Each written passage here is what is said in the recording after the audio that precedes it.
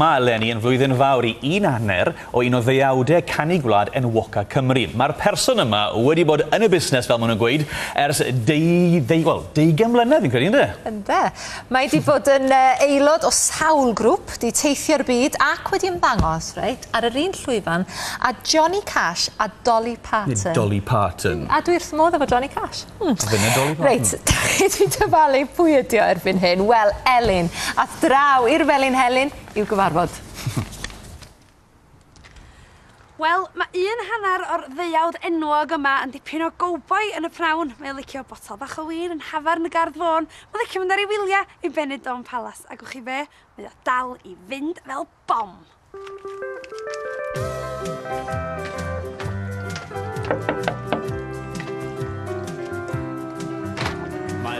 Helo, Elin, sy'n dod ti, ti'n iawn? Diolch. Dwi wedi deitha chdi do, mae dallonnu fi do.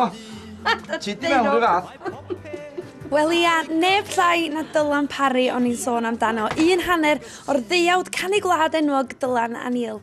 Ath o'r môr yn 15 oed cyn dod nôl I ymgartrefi yn y Felin Heli a gweithio ar y peilon strydan. Ond ar hyd y blynyddoedd roedd y gitar byth yn bell o'i ochr a'r llwyfan o hyd yn denu. Cwestiwn mawr oedd I lle nath hyn I gyd gychwyn. Is I lawr i'r Auckland Arms yn Porthaethwy a digwydd bod oedd Aled y Reg yn canu na. A dyma nhw'n gofyn I fi os o'n eisiau go, ti'n bod. A pwy nath gyrraedd I fewn un noson oedd y grŵp y Castawys oedd yn chwilio am ganwr, cos oedd Castawys reit poblogaidd ar y pryd ac yn trafeilio'r wlad I gyd. Felly eisiau efo nhw. Ges i'n haflid I fewn wedyn, mynd I ganu yn Rhyl, yn ei Summer Seasons mewn clwbiau holiday camps mawr. Ar ôl cyfnod pleserus iawn efo'r Castaways, ath Dylan a Neville Jones oedd hefyd yn aelod ymlaen I ffurfio Tenderfoot.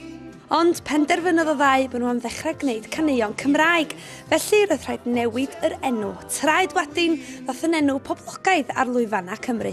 Ac nid yw'n gweld dim diwedd I bywyd o Ferffol. 1978 oedd I Neville a fi ddechrau fel traed wadyn. Ar un Neville sgwennu'r gan potal bach o win ac ydyn ada fi ddiwan a dweud bod gynnon ni ganeuon Cymraeg. A dyma fo'n dweud, oce, gewch chi recordio nhw.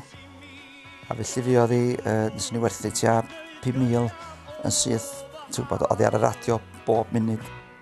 Ond does dim ar ôl sy'n gysur I ddim sydd o mor flin. Wedyn ddod taro tant a bellyn boblogaidd adag yna. A gafon ni'n dar hwnnw a di'n cynnig rhaglon yn hynna'n yng nghwmni traed wedyn. Oedd yn amser da, de. Ond mae rhaid I bob cyfnod ddod I ben, ond fel mae un drws yn cau, mae un arall yn agor a phartner newydd I Dylan. Un oedd ni'n nabod yn dda iawn, ei fab Neil.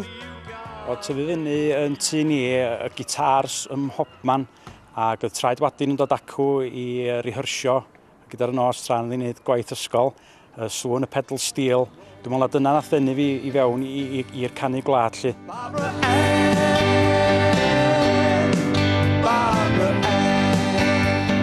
Nes I ddechrau canu fo pan o'n I tua 19 oed ac oedd hynna mewn prodas teuluol ac mi ffeindio ni o'r adag yna bod y lleisiau'n gwyddu fo'i gilydd ac wedyn dyna gychwyn dweud y gwir ar Dylan a Neil a da ni'n mwynhau a da ni'n ffrindiau, just tad y mad a da ni'n ffrindiau hefyd de. Diddanwr ym mhob ystyr o'r gair ydi Dylan gyda fans, edmygwyr a chyfeillion ar hyd a lled Cymru. Be sy'n dda iawn am Dylan ydy bod o'n gwybod yn iawn sut I drin cynulleidfa. Dio ddim yn stand-up comic, fydda ddim yn cydnabod bod o'n stand-up comic, ond mae gynno fo'r one-liners yma, a mae'r ffordd mae o'n nabod cynulleidfa yn anhygoel. Un o'r pethau allwn ni ddeud amdano fo ydy mod i'n casau gweithio fo, achos oedd o well na fi. I ddathlu'r carreg filltir yma, mae Dylan a Neil wedi cychwyn ar daith ar draws Cymru a thu hwnt. Dwi'n edrych ymlaen yn fawr iawn wan I gael trafeilio hyd a lled Cymru yn cwmni'n gilydd a gweld gwahanol llefydd ar hyd a lled y wlad I ddathlu 40 mlynedd o ganu. Dylan, beth ydych chi licio ddeud wrth y fans sydd wedi dilyn chi gwmpas ys gymaint amser?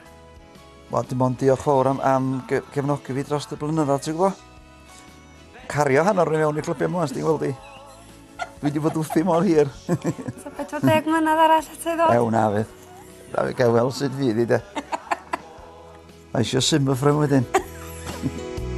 Wrth sgwrsio dros rhyw beint neu ddau yn hafan y gardd bôn. Neis iawn ac mae Dylan a Neil yng nghanol y daith ar hyn o bryd. Fe fydd y noson nesaf yn Llanfair Pwll ar y 9fed ar hugen o Fedi a wedyn y noson canu gwlad Llanrystyd ar nos Wener y 5 o Hydref. Ewch os gewch chi gyfle.